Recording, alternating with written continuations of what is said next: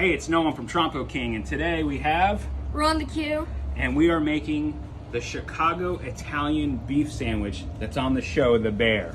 And we're gonna show you the easiest way to make this using the Trompo King, a Traeger, regular mustard, got some thyme, garlic powder, hot pepper flakes, black pepper, Redmond's Kosher sea salt, and some Italian seasoning.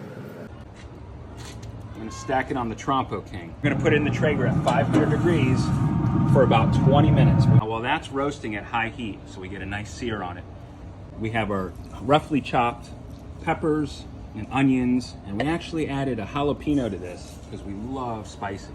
We just sweated the vegetables. Now we're gonna put some brown sugar.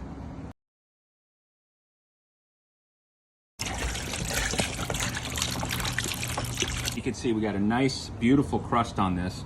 We're gonna take it off the Trompo King. We're gonna leave our meter inside. So now we have the meat here with the broth and the sweated vegetables and the brown sugar and the beef broth. And we put the meter in. It's been in, it's at 85 degrees right now. We're gonna get this done at 130 degrees. It's gonna go in the Traeger at 400 degrees. Into the Traeger.